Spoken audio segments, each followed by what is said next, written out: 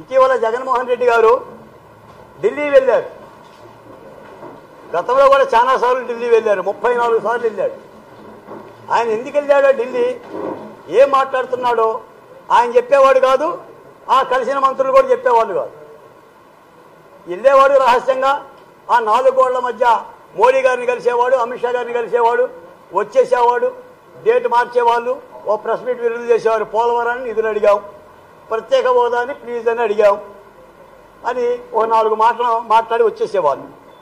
మళ్ళీ ఈ రోజున సాక్షాత్ జగన్మోహన్ రెడ్డి గారు ఆంధ్రప్రదేశ్లో అరాచక పరిపాలన కొనసాగుతుంది, వైసీపీ నాయకులను ఎక్కడికక్కడ నరికేస్తున్నారు, చంపేస్తున్నారు, మా భవనాలు ధ్వంసం చేస్తున్నారు, నన్ను చంపండి, నన్ను చంపండి, మా కార్యకర్తలు మాత్రం వదిలేయండి అని చెప్పేసి ఇలా పట్టుకొని కాగితాలు పిలిచి మరి ఒక్కొక్క నాయకులను పిలిచి చూపిస్తున్నారు.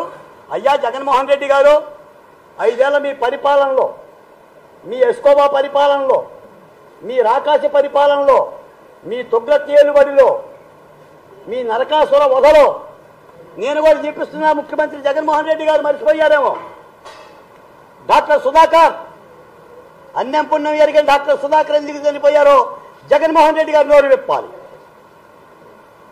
డాక్టర్ అచ్చెన్న చనిపోయిన తర్వాత 6 రోజుల తర్వాత కూడా శవం దొరకబోతే కుక్కల ముట్టిని పశుసంవర్ధక శాఖ ఈడీ ఈజ్ ఏ ఎడ్యుకేటర్, నేను ఎందుకు పోయి చనిపోయాడు కూడా చెప్పాలి జగన్మోహన్ రెడ్డి గారు. డ్రైవర్ సుబ్రహ్మణ్యం, మీ ఎమ్మెల్సీ అనంతబాబు హత్య చేసి ఏదో బియ్యం బస్తాలాగా కారులో వేసుకొని డోర్ డెలివరీ చేస్తే ఆ ఎమ్మెల్సీని మీరు అందరూ ఎక్కించారు. మీరు తొడ మీద కూర్చోబెట్టుకున్నారు, మీ వెంటేసుకొని తిప్పారు, మీ బస్సుల్లో తిరిగాడు, మీ సభల్లో పాల్గొన్నాడు. దీనికి కారణం ఏంటో చెప్పాలి జగన్మోహన్ రెడ్డి గారు.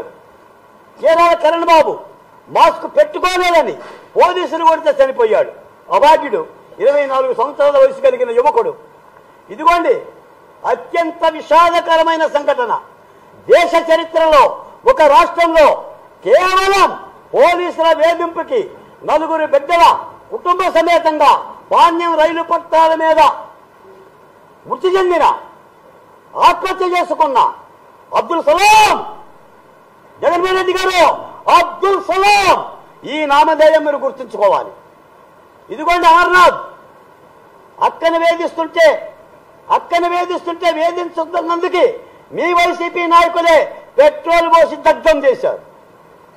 ఇదిగోండి శిరోమండనం వరప్రసాద్, మీ పరిపాలనలో సీతారాంపురం పోలీస్ స్టేషన్లో సాక్షాత్ పోలీసులే శిరోమండనం చేశారు.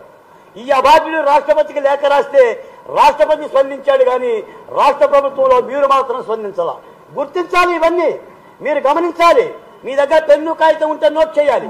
పక్కన సజ్జల రామకృష్ణారెడ్డి గారు పక్కన ఉన్నారా ప్రెస్ మీట్ లో, ప్లీజ్ నోట్ దమ్. ఇదిగోండి శిరోమండనం వరప్రసాద్. పార్వతి నా అందమైన ఆడబిడ్డ అత్యాచారం చేసి హత్య చేశారు.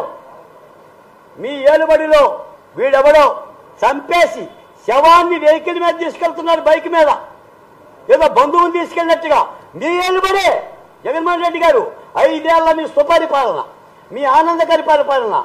జోగి రమేష్ గారి ఇలాకాలో పెడన నియోజకవర్గంలో రమేష్ అనే అతన్ని హత్య చేశారు. ఇదిగోండి వడ్డీ డబ్బులు కట్టలేదని పార్వతి మీద దాడి చేశారు. ఇదిగోండి ఒక మైనార్టీ మహిళ, అత్యాచారానికి గురైన మైనార్టీ మహిళ, మరో మైనార్టీ మహిళ మీరన్నీ నోట్ చేయాలి. సజ్జల గారు మర్చిపోతాడు, ముఖ్యమంత్రి గారు, మాజీ ముఖ్యమంత్రి గారు. చూడండి, ఇవన్నీ కూడా నోట్ చేయండి మీరు. అత్యంత విషాదకరమైన మరో వార్త చెప్తా.